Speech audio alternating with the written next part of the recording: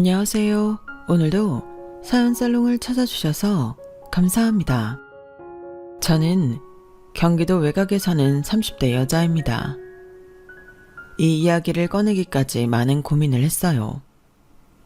다행히도 지금은 다 마무리 지어진 이야기지만 아직도 문득 그때를 생각하면 가슴이 좀 미어지거든요. 생각해보니 제가 제 이야기를 주변에 잘 하지 않는 성향이더라고요.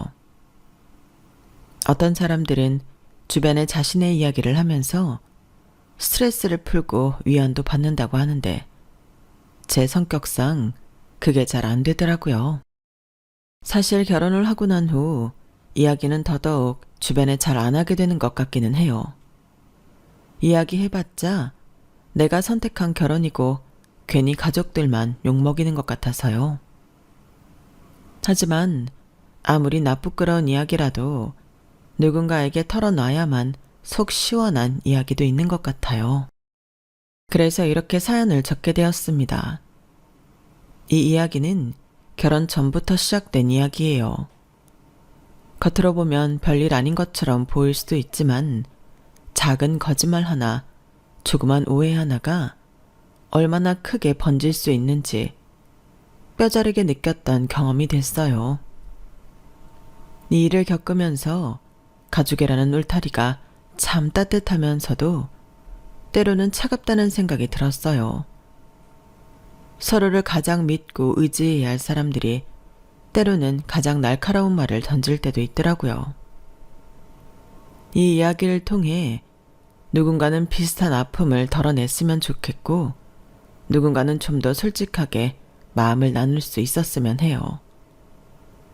이야기를 시작하기 전에 저희 가족에 대해 먼저 소개를 하고 지나가야겠어요. 친정아빠는 한복 장인이셨어요. 손끝이 정말 섬세하고 정갈한 분이셨죠. 바늘 한 땀, 실 한 올까지 정성을 다해서 한복을 만드셨고 그 한복을 입은 사람들이 기쁜 얼굴로 거울을 볼 때마다 아빠께서는 정말 행복해 하셨어요.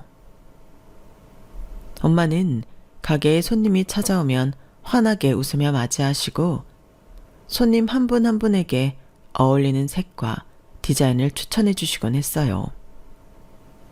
그렇게 부모님은 작은 한복 가게를 운영하면서 서로를 의지하며 저를 키우셨죠. 하지만 시간이 흐르면서 한복을 찾는 사람들이 점점 줄어들기 시작했어요.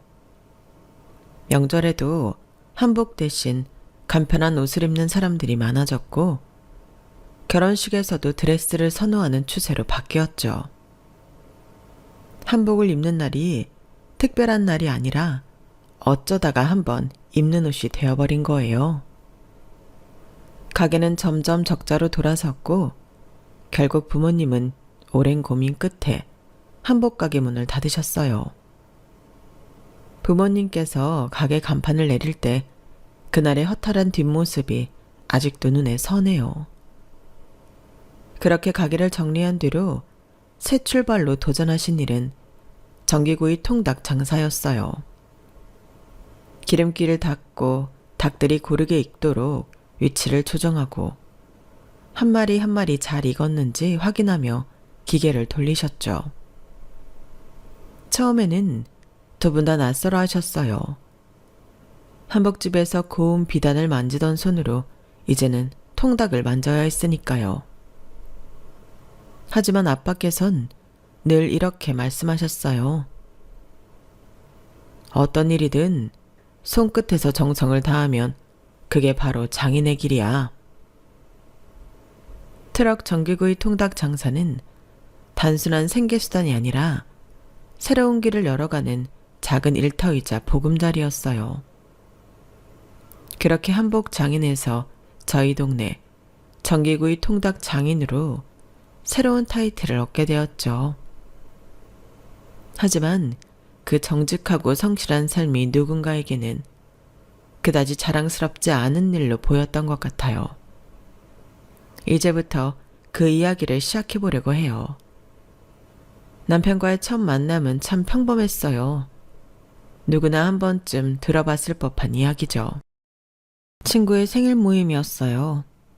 사람들이 둘러앉아 술잔을 기울이며 이야기꽃을 피우고 있을 때 남편은 구석에서 조용히 웃고 있는 사람이었어요. 사실 첫눈에 반했다 이런 건 아니었어요. 남편은 키가 크지도 않았고 눈에 띄는 외모도 아니었거든요. 하지만 이상하게 그 사람이 웃을 때마다 주변 공기가 조금 더 부드러워지는 것 같았어요. 모임이 끝나갈 때쯤 남편이 슬쩍 제 옆으로 와서 말을 걸었어요. 오늘 이야기 재미있게 잘 들었어요. 다음에 또 볼 수 있을까요? 그렇게 번호를 주고받았고 몇 번의 연락과 몇 번의 데이트 끝에 저희는 연애를 시작했어요. 남편은 참 따뜻한 사람이었어요. 작고 사소한 것까지 기억해주고 제가 피곤해 보이면 말없이 제 손에 따뜻한 커피를 지어주는 사람이었죠. 친정 식구들에게 처음 인사하는 자리에서도 부모님께 90도로 허리를 숙이며 이렇게 말했어요. 따님과 진지하게 만나고 있습니다. 잘 부탁드립니다. 그 모습이 얼마나 믿음직스럽고 든든하던지 몰라요. 어느 날 저녁 데이트를 하던 도중 남편이 담백한 말투로 묻더군요. 우리 결혼할까? 프로포즈라고 하기에는 조금 투박했지만 그 눈빛만큼은 진심이었어요. 저 역시 망설일 이유가 없었죠. 결혼 이야기가 오가고 시댁에 인사를 드리기로 한 날이었어요. 그날은 저도 긴장됐고 남편도 잔뜩 긴장한 모습이었죠. 둘이서 집을 나서기 전에 제가 남편에게 물었어요. 우리 부모님에 대해서도 알고 계셔? 트럭 통닭 장사 하시는 거. 혹시나 따로 질문을 하실까 싶어 별 생각 없이 물어본 거였어요. 그런데 남편이 망설이더라고요. 그게 솔직히 말씀드리면 부모님이 안 좋아하실 것 같아서. 우리 부모님이 좀 보수적이셔서 말이야. 괜히 편견을 가지실까 봐. 뭐라고? 그럼 당신은 우리 부모님 직업을 속이겠다는 거야? 아니, 그게 아니라 그냥 조금 돌려서 얘기하면 어떨까 해서. 그래, 솔직히 말해서 대단한 직업은 아니야. 하지만 우리 부모님은 자부심을 갖고 성실하게 일하고 계셔. 예전에 한복 장인이셨던 솜씨로 이제는 다른 일을 정성스럽게 하고 계실 뿐이야. 트럭에서 통닭을 파는 게 왜 부끄러워야 해? 나는 한 번도 부끄럽다고 생각해 본 적 없어. 만약 당신이 그게 부끄럽다면 이 결혼은 다시 생각해 보는 게 좋겠어. 그런 뜻이 아니잖아. 뭘 그렇게까지 말해. 그런 뜻이 아니면 뭔데? 그냥 먹고 사는 일에 대해 이야기하는 것 뿐인데 그걸 왜 말을 못하겠다는 거야? 부끄러워서밖에 더 있어? 남편은 당황한 얼굴로 저를 바라보다가 고개를 푹 숙였어요. 그 모습에 제 마음도 덜컥 내려앉았지만 이 문제만큼은 물러설 수 없었어요. 미안해.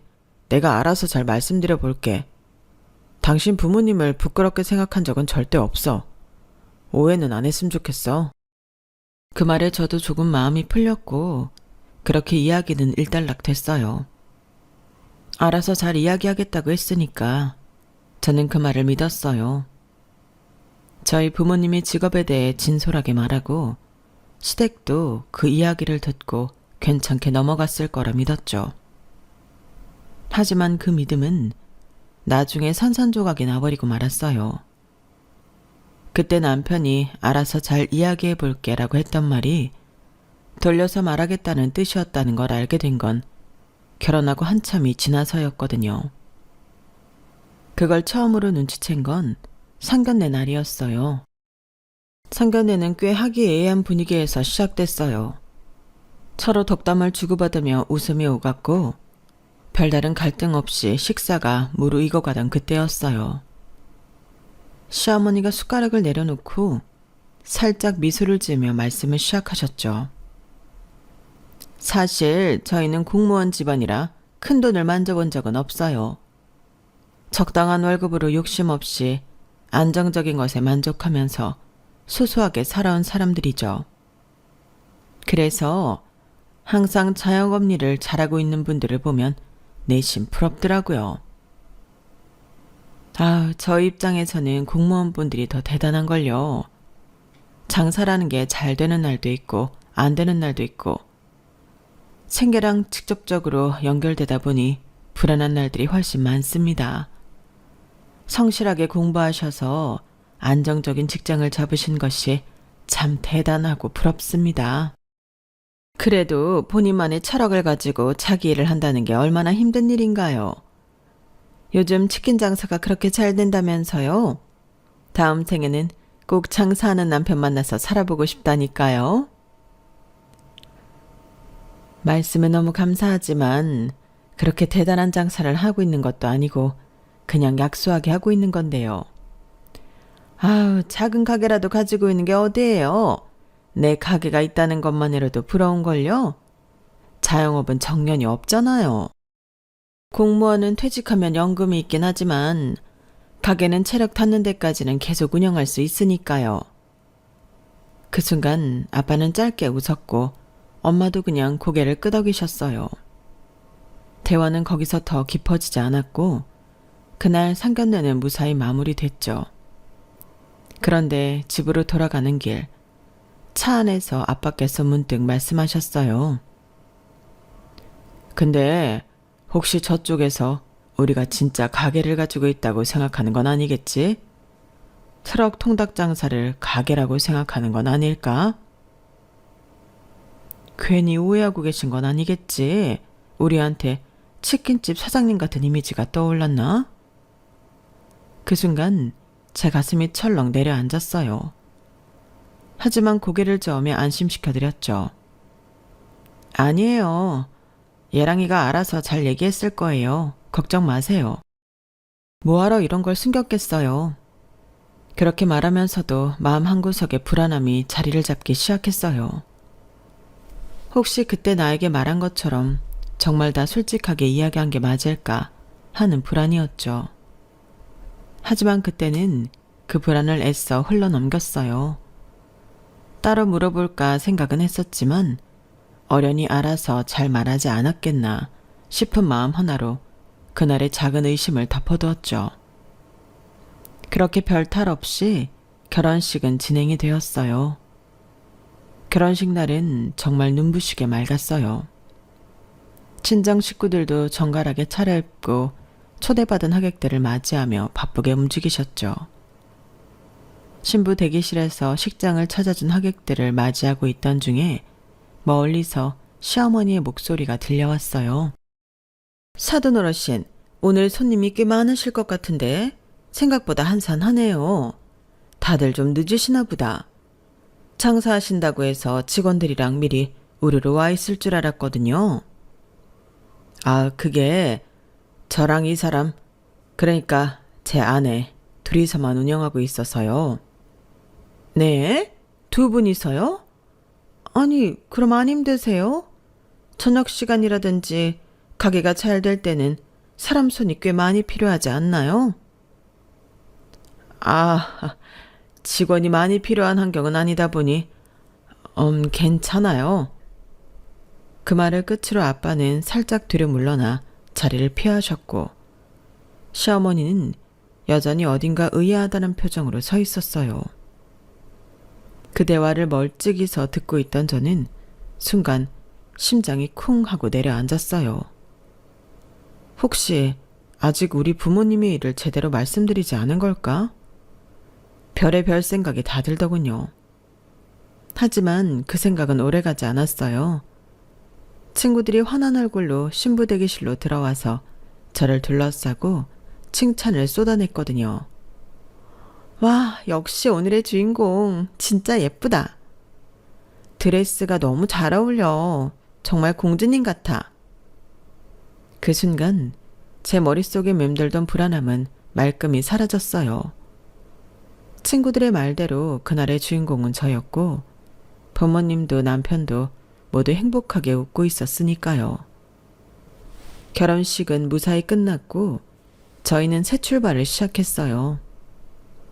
처음엔 정말 행복했죠.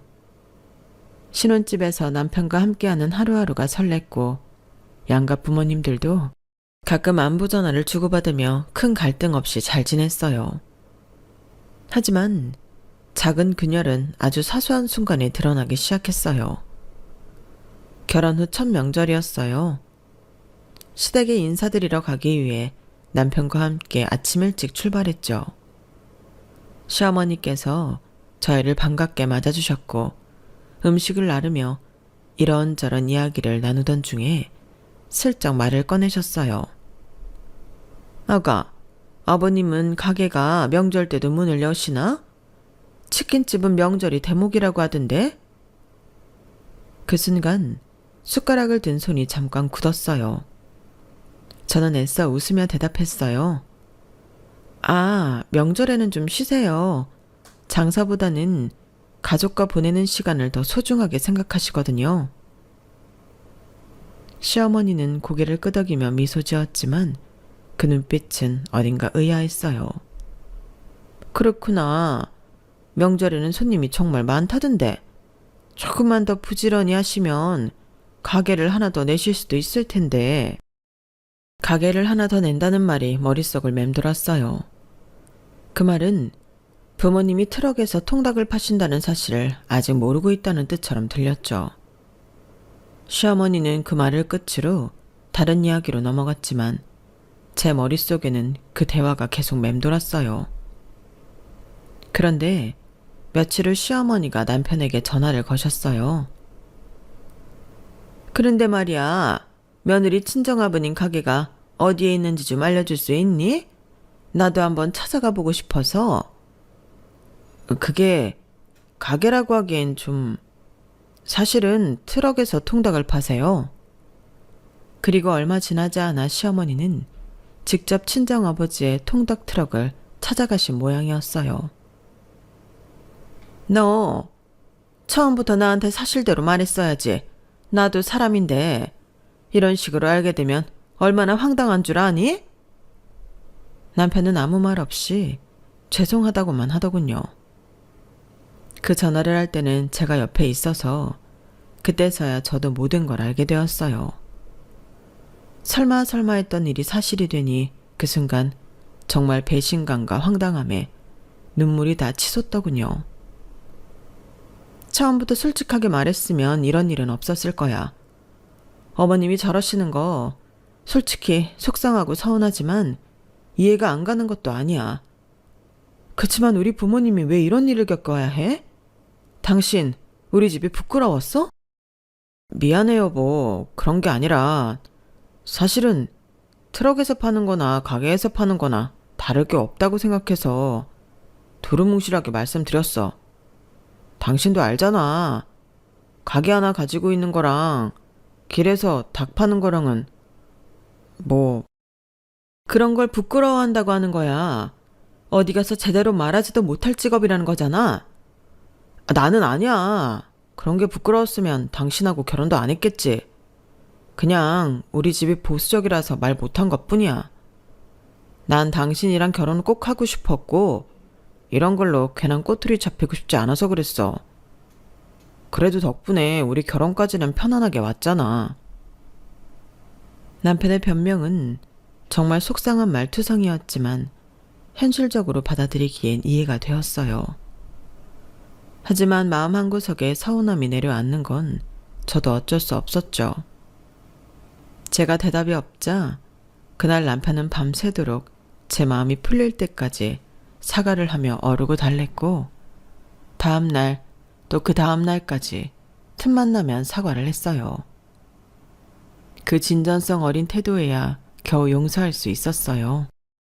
하지만 우리 부부의 화해와는 별개로 시어머니가 아버지의 통닭 트럭을 다녀간 이후 시댁의 공기는 조금씩 달라지기 시작했어요. 겉으로는 별일 없다는 듯 평소처럼 대화를 나누고 웃었지만 그 속에 묘하게 가시가 돋아 있었죠. 하루는 시누이의 생일이었어요. 작은 선물과 함께 시누이에게 용돈을 준비했죠. 특별한 날이니까 예쁜 봉투에 현금을 담아서 건넸어요. 생일 축하드려요, 아가씨.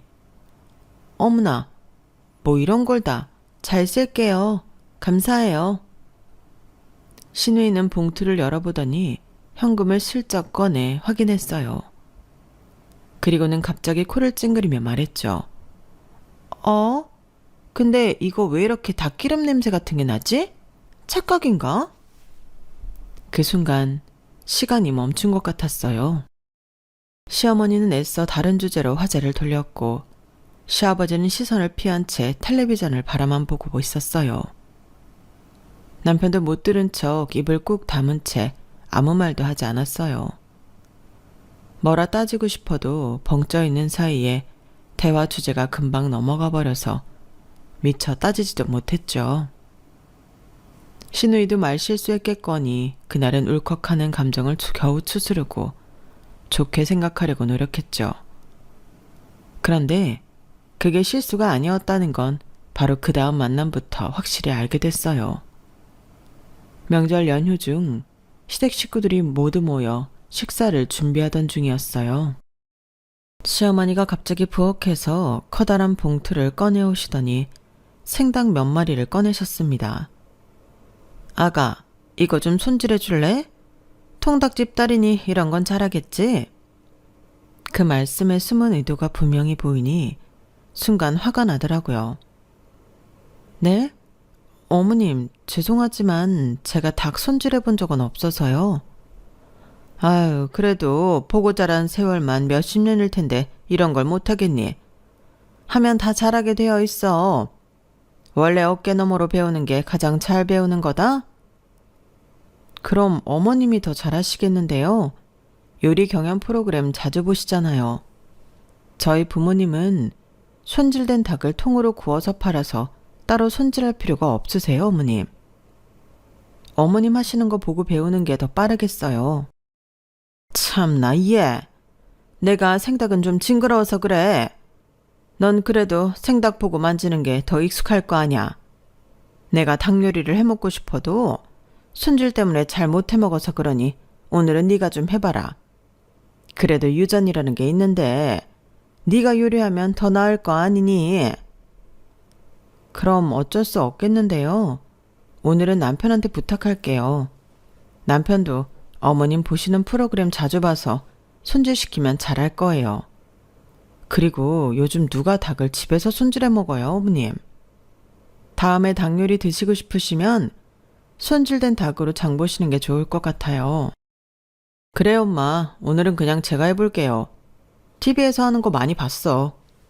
요즘은 인터넷 검색만 해도 하는 방법 잘 나오니까 내가 해볼게. 나는 생닭 별로 안 징그러워서. 고마워, 여보. 그럼 좀 부탁할게. 다행히 옆에서 대화를 듣고 있던 남편이 센스 좋게 끼어들어준 덕분에 손질을 피할 수 있었어요. 남편이 부엌에 들어가는 뒷모습을 보던 시어머니의 표정을 아직도 잊을 수가 없네요. 그날은 그렇게 잘 넘어갔지만 그건 시작에 불과했어요. 시댁에서는 틈만 나면 통닭 아니면 트럭 관련된 이야기를 엮어서 저에게 망신을 주려고 작정을 하더군요. 저도 당하고만 있을 성격은 아니라 그때그때 잘 받아치기는 했지만 점점 작정한 사람들처럼 그러니 저도 사람인지라 힘들더라고요. 가끔씩 친정 부모님이 제 안부를 물으실 때마다 복잡한 마음은 더욱 커져만 갔죠. 시댁에서 잘 해주시지? 힘들진 않지? 네, 다들 너무 잘해주세요. 걱정 마세요. 저 되게 잘 지내고 있어요. 다행이구나. 우린 혹시 네가 우리 때문에 시댁이랑 불편해졌을까봐 걱정이 돼서. 왜 그런 말씀을 하세요? 그런 거 전혀 없어요. 신경 쓰지 마세요, 엄마. 그래도 그날 사돈께서 많이 놀라신 것 같아서 자꾸 우리는 걱정이 되더라고. 그거야 처음에 남편이 오해하게 만들어서 그런 거지 우리가 잘못한 건 없잖아요. 그건 그렇지만 그래도 신경 쓰이는 게 부모 마음이란다. 그날 시어머니가 엄마 아빠 앞에서 놀란 티를 많이 낸 모양인지 엄마 아빠는 늘 시댁에서 잘 지내고 있는지 걱정을 하시더라고요. 그렇다고 정말 사실대로 말하고 싶지는 않아서 매번 잘 지내는 척 선의의 거짓말을 했어요. 부모님에게까지 상처를 드리고 걱정시켜드리고 싶진 않았거든요. 그러던 어느 날 친정 엄마께서 전화를 하셨어요. 우리 사돈댁께서 생신이 곧이라며 내가 작은 선물 하나 보냈다. 네가 꼭 전해드려라. 그 말을 듣고 가슴이 철렁 내려앉았어요. 엄마께서 보낸 선물은 고급 브랜드의 스카프였어요. 부드러운 촉감과 고급스러운 무늬가 한눈에 봐도 꽤 비싼 선물임을 알 수 있었죠. 엄마, 이런 거 왜 보내고 그래요? 이런 건 엄마나 하시지. 이 브랜드 거 얼마나 비싼데 이런 걸 사고 그래. 하지만 엄마는 웃으며 말씀하셨어요. 네가 그렇게 잘 지낸다니까 얼마나 고마운지 몰라. 딸 가진 부모로서 네 시어머니께서 너를 잘 챙겨주신다니 감사해서 보내는 거야. 그러니 꼭 전해드려. 알겠지? 그 말을 듣는데 눈앞이 흐릿해졌어요. 엄마는 정말 진심이었거든요. 결국 저는 어머니의 부탁대로 그 스카프를 시어머니께 드렸어요. 마지막 건네는 순간까지도 그 좋은 선물을 드리기 싫어서 손이 다 떨리더군요. 어머니, 이거 친정엄마가 생신 선물로 보내셨어요. 저 잘 챙겨주셔서 고맙다고 꼭 전해달래요. 어머나 세상에, 이거 꽤 비싼 브랜드네? 뭘 또 이렇게까지 신경을 써주시고. 이게 다 통닭 몇십 마리짜리야? 어머님은 이런 선물에도 꼭 그놈의 통닭 이야기를 하셔야겠어요? 어머, 왜? 이게 다 통닭 열심히 구워서 버신 돈 아니니? 내가 틀린 말 한 건 아니잖아. 고마워서 그러지. 그 기름 냄새 나는 추운 곳에서 생고생해서 번 돈으로 이런 걸 다 사주시니. 정말로 고마우시면 그런 이야기는 안 하시는 게 맞죠. 정말 신경 써서 준비한 선물인데 어머님은 끝까지. 얘가 오늘따라 왜 이렇게 예민하게 굴어? 얘 좀 데리고 가라. 내가 없는 말 한 것도 아닌데 왜 이래? 나한테 명품 선물 주는 게 그렇게 아깝니? 엄마, 그만 좀 해요. 그렇게 좋은 선물 받으면서 하실 말씀은 아니죠. 당신도 그만해. 그날만큼은 적어도 어머님이 고마움을 표현하실 거라 생각해서 충격이 더 오래 갔어요. 그래서인지 절 말린 남편마저 원망스럽더라고요. 당신은 그 상황에서 나를 왜 말려? 어머님이 하신 말씀이 농담으로 들려? 나도 매번 당황스러워서 어떻게 반응해야 할지 모르겠다. 장모님께서 신경 써서 주신 선물을 그렇게 대하실 줄은 나도 몰랐어. 내가 미안해 여보. 대신 사과할게. 남편도 그날만은 시어머니가 선을 3개 넘었다고 생각했는지 손이 발이 되도록 제게 빌더군요. 남편의 마음은 알았지만 남편이 대신 사과한다고 해서 그게 없어지는 일도 아니고 도로 스카프를 뺏어오고 싶은 마음을 참느라 정말 혼났죠. 그런데 결국 참을 수 없는 사건이 터지고야 말았어요. 친정아빠의 생신이 다가올 즈음 예상치 못한 전화 한 통이 걸려왔어요. 시어머니였어요. 나도 사돈어른 생신에 참석해야겠어. 지난번에 생일 선물도 받았고 예의상 얼굴은 한번 뵈어야지. 솔직히 그 말에 조금 얼떨떨했어요. 평소 딱히 교류도 없던 분께서 굳이 친정아빠의 생신에 참석하시겠다고 고집을 피우는 모습이 낯설었죠. 하지만 워낙 좋은 선물을 받는 게 있어서 그런가 보다 생각하니 이해는 되더라고요. 그래서 별 의심 없이 식사 장소와 시간을 알려드렸어요. 친정에서 이 이야기를 전하자 두 분도 조금 의아해 하셨어요. 사돈댁이 우리 생일잔치에 오시겠다고?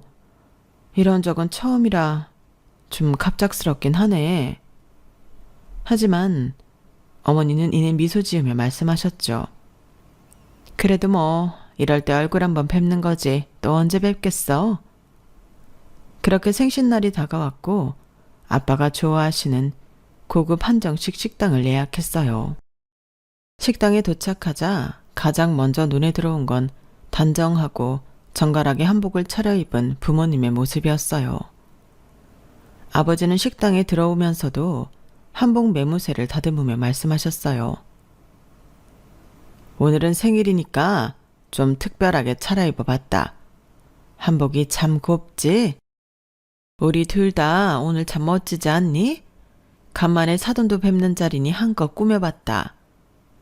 당신이 찌은 한복은 아무리 시간이 지나도 참 때깔이 좋다니까요. 아빠가 만든 한복만큼 예쁜 옷은 세상 어디에도 없는 것 같아요. 정말 멋있어요. 장인어른 장모님, 오늘 정말 화사하고 멋지십니다. 이런 한복은 정말 흔하지 않아요. 주고받는 덕담 가운데 조금 시간이 흐르고 시어머니와 시아버지가 도착했어요. 시어머니는 세련된 검은 코트를 입고 명품 쇼핑백을 손에 들고 있었어요. 식사가 한창일 때 시어머니가 명품 쇼핑백을 꺼내들며 말했어요. 사돈어른 생신 축하드려요. 제가 작은 선물을 준비했어요. 요즘 날씨가 많이 춥잖아요. 쓰고 일하면 따뜻할 거예요. 쇼핑백에서 꺼내든 것은 털모자였어요. 아버지는 털모자 가운데 박혀있는 명품 로고를 보시고는 한참을 망설이다가 어색하게 웃으며 모자를 받으셨어요. 아유, 이런 걸 저한테 이게 너무 고급스러워 보여서 제가 어울릴까요? 아유, 장인어른 당연히 어울리죠. 오늘 한복이랑도 잘 어울리실 거예요. 한번 써보세요. 식탁에 앉아있던 모든 이들이 아버지를 바라봤고 아버지는 부끄러움과 망설임 끝에 천천히 모자를 쓰셨어요. 한복 위로 털모자가 얹어진 모습은 귀엽고 정겨웠어요. 처음에는 그 귀여운 모습에 웃음만 나왔지만 몇 초가 지나지 않아 뭔가 이상한 기분이 들더라고요. 모자 가운데 명품 로고가 익히 사람들이 알고 있는 모양과는 약간 다른 듯한 기분이 들었어요. 아빠, 근데 잠깐 모자 좀 줘보시겠어요? 뭔가 이상한 것 같은데? 이상하다니? 뭔가 제가 알고 있던 모양이랑 다른 것 같아서요. 그때 시어머니가 피식 웃으며 한마디를 던졌어요. 젊은 애라 그런가 눈치가 빠르네. 사실 이 모자 정품은 아니에요. 그래도 말 안 하면 티도 별로 안 나죠. 로고 봐도 잘 모르시겠죠? 어머님, 그게 무슨 말씀이세요? 지금 저희 아빠한테 짝퉁을 선물하셨다는 건가요? 뭐 그렇지. 그래도 짝퉁도 급이 있다. 이건 꽤 가격대가 있는 거야. 뭐 처음에는 진품으로 선물하려고 했는데 생각해보니 돈이 좀 아까운 거 있지 뭐니. 아무리 좋은 걸 선물해봤자 결국 일할 때 쓰면 통닭 냄새나 뵐 텐데 좋은 물건 다 버리지 않겠냐고요. 어머님, 그렇다고 어떻게 이러실 수가 있어요? 저희 부모님은 어머님 생신 때 진품으로 드렸어요. 같은 진품으로 선물을 주시진 못하더라도 선물에 성이라는 게 있는 거죠. 저희 아빠도 연세도 있으신데 이렇게 티나는 짝퉁을 어떻게 쓰라고 주시는 거예요? 예, 연세랑 무슨 상관이니? 길에서 장사하는 사람들이 명품을 쓰든 가품을 쓰든 사람들이 신경이나 쓰겠니? 차라리 짝퉁이어야 맘 놓고 쓰지. 내가 다 사돈들은 배려해서 고른 선물이야. 명품도 써본 놈이 쓴다고 명품 사왔음 모셔놓고 쓰지도 않을 거 아니니. 어머님, 무슨 저희 집에 억하심정이라도 있으세요? 닭장사하는 게 뭐 잘못하는 건가요? 저희 부모님 자부심을 갖고 일하는 분들이세요. 어머님 마음에 차는 일 아니라고 어떻게 이렇게 모욕을 주세요? 저도 더는 못 참아요. 얘가 무슨 소리를 하는 거야? 너는 너희 집 식구밖에 생각 못하니? 그렇게 생각하기 전에 가게 사장님인 줄 알았더니 내가 반대할까봐 깜빡 속이고 트럭 장사를 사장님으로 둔갑시킨 니네 집 수준을 생각해야지. 내 입장에서는 나도 사기당한 거야. 그 말에 친정아빠는 더 이상 참지 못하고 조용히 입을 열었어요. 사돈댁 그만하시죠. 우리 가족 그런 사람들 아닙니다. 하지만 시어머니는 아버지를 바라보며 또다시 쏘아붙였어요.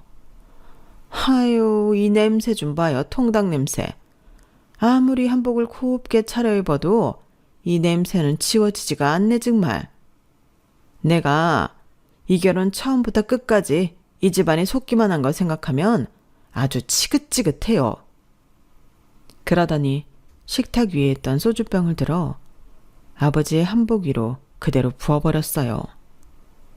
소주는 한복자락을 타고 흘러내렸고 아버지는 한참 동안 한복을 내려다보다가 천천히 숨을 내쉬었어요. 어머니는 얼굴을 감싸쥐고 고개를 숙인 채 울음을 삼키고 있었어요. 그 순간 남편이 벌떡 일어나 시어머니를 향해 소리쳤어요. 엄마, 지금 뭐 하는 거야? 대체 왜 이렇게까지 하는 거야? 다 말했잖아요. 장인어른이 속인 게 아니라 내가 말 못한 거라고. 왜 이렇게 받아들이질 않아? 아빠는 뭐해? 엄마를 말리지 않고. 그래도 우리 입장에선 곤란한 게 맞다. 너희 엄마 저러는 것도 이해 못할 일은 아니야. 우리 집은 뭐가 그렇게 잘났다고 사람을 이렇게 모욕해?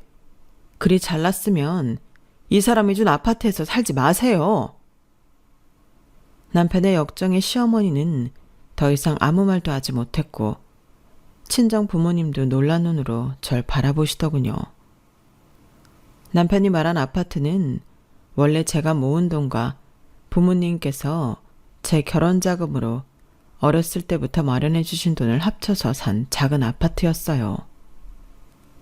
젊은 시절 투자 목적으로 산 집이었는데 주변이 개발되며 집값이 많이 오르고 위치 좋고 살기 좋은 동네라 실은 신혼 때 저희가 들어가려던 집이었어요. 하지만 저희 부부는 직장 위치 문제로 그 집에 들어가지 않고 세를 주고 있었는데 시부모님께서 살던 집 계약이 끝나고 마땅히 이사갈 곳도 비싼 세를 내며 서울에 계시기도 녹록치 않아 보여 고민 끝에 괜찮은 집을 구하실 때까지 저희 집에서 세를 덜 내고 살 수 있게끔 도와드렸거든요.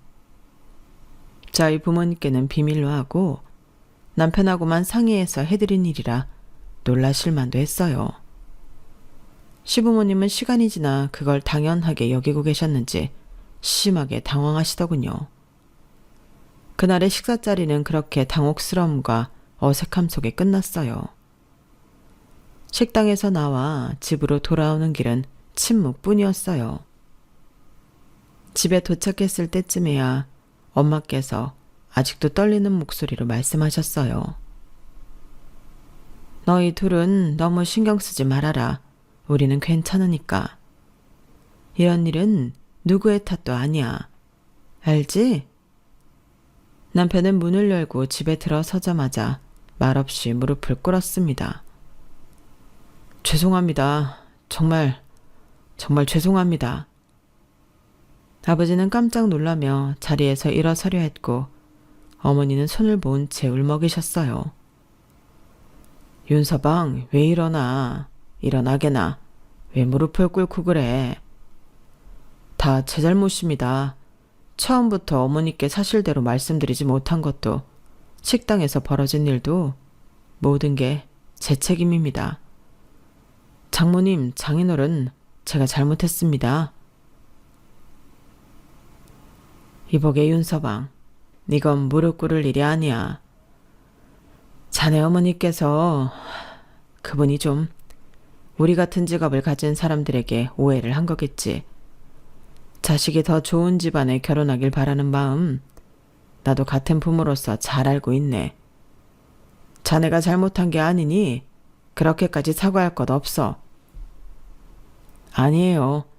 더 이상은 장인 장모님께서 저희 집에 베풀던 따뜻한 배려를 이런 식으로 갚을 수는 없습니다. 저희가 잘 이야기해서 다시는 이런 일 없도록 마무리 짓겠습니다.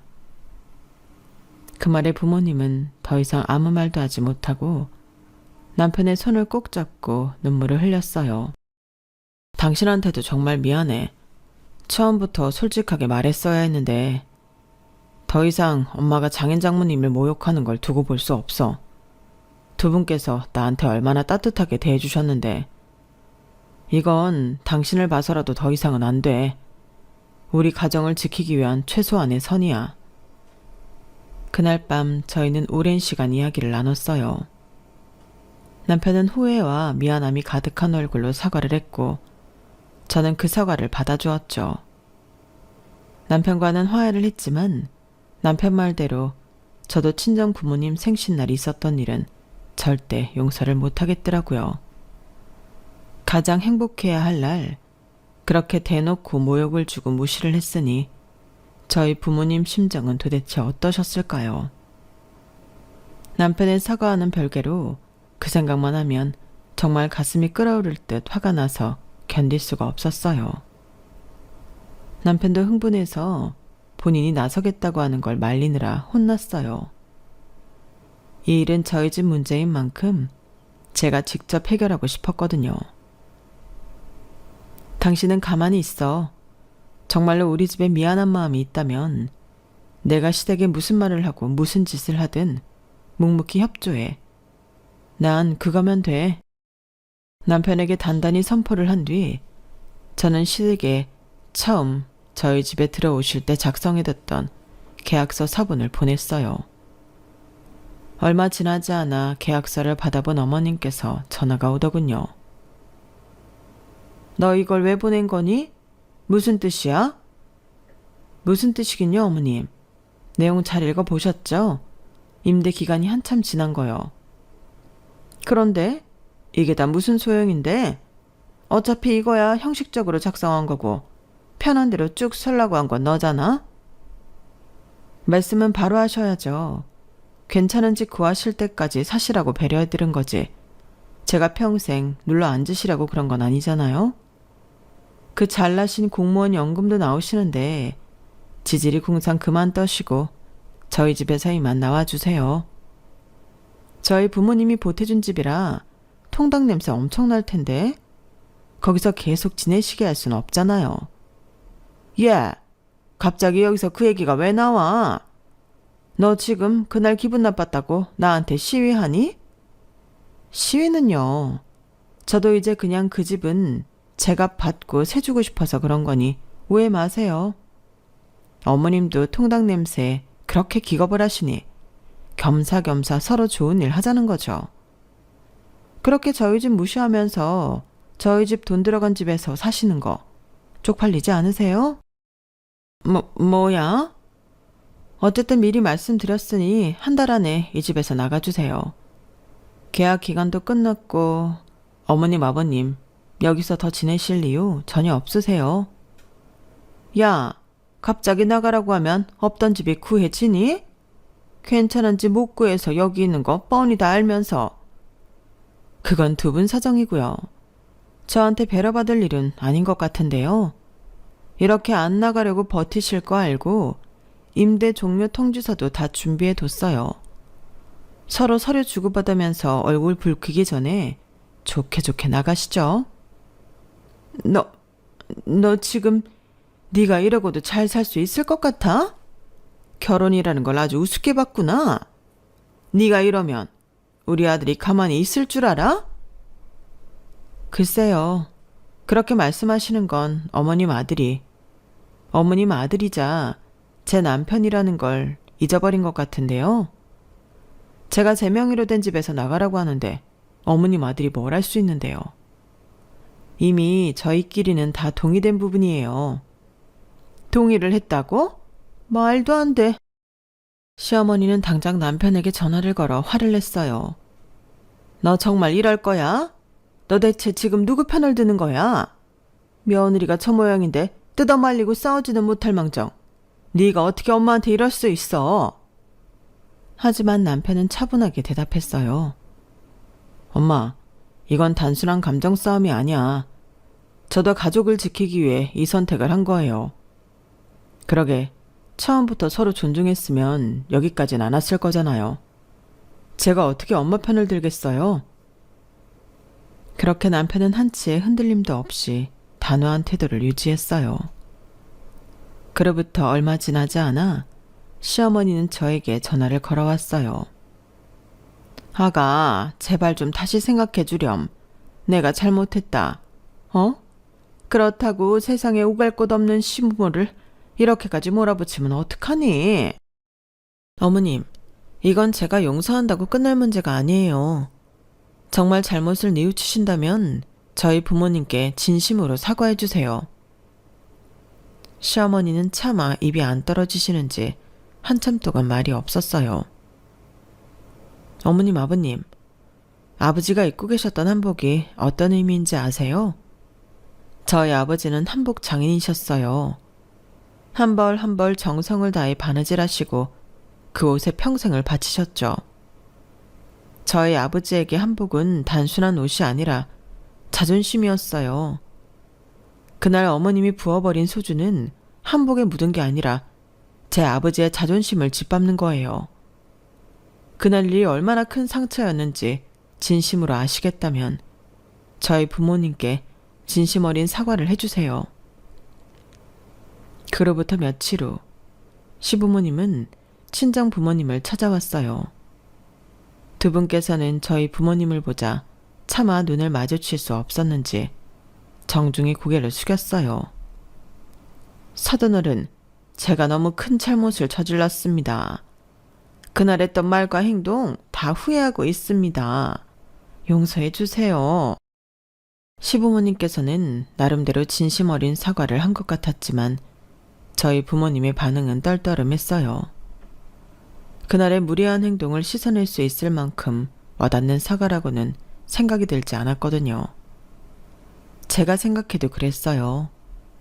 지금이야 당장 집에서 쫓겨날 위기에 놓였으니 이렇게 하는 거고, 다시 안정이 되면 속으로라도 우리 집안을 무시하고 업신여길 게 뻔해 보였거든요.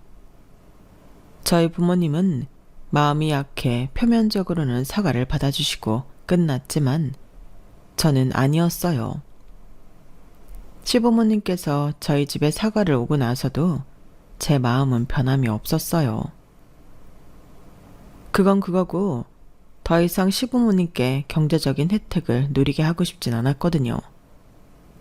제가 한 달 뒤 임대 종료 통지서를 보내자 시어머니께서는 서슬퍼런 얼굴로 저희 집에 찾아오셨어요. 너 이걸 왜 보낸 거냐? 이야기 다 잘 됐잖아.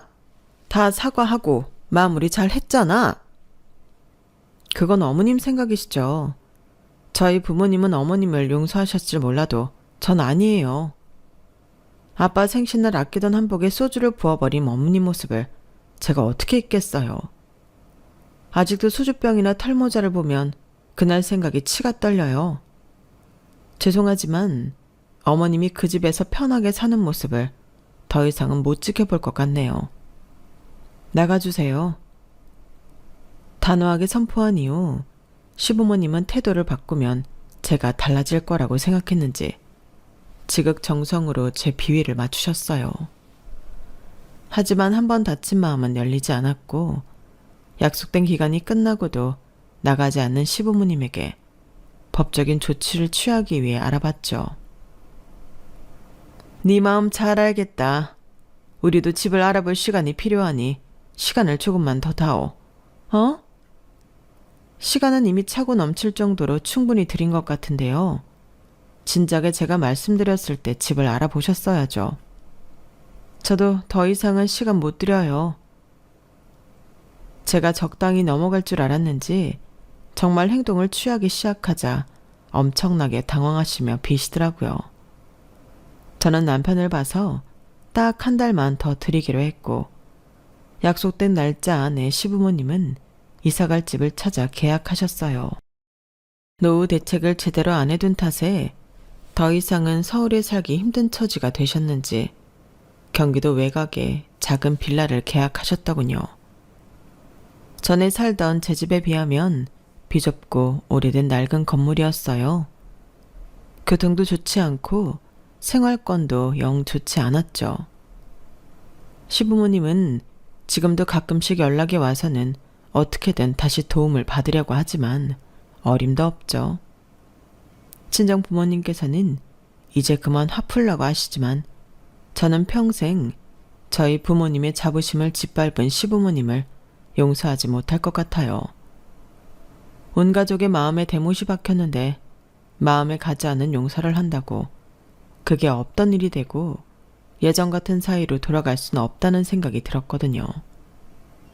서로 용서하고 화해한다는 건 아름다운 일이지만 때론 무조건적인 용서만이 미덕이 될 수는 없는 것 같아요.